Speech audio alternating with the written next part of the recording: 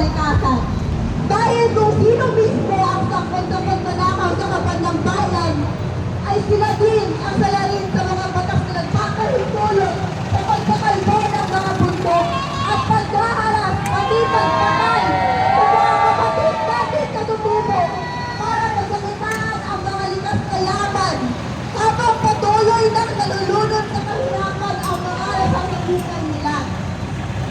Kaya naman panawagan ng Pangalimdan Youth na mas maging kritikal tayo at patuloy ang panawagan na panagutin ang lahat ng sakot sa pagdusta sa yaman ng sambayanan at pagpatay sa likasan.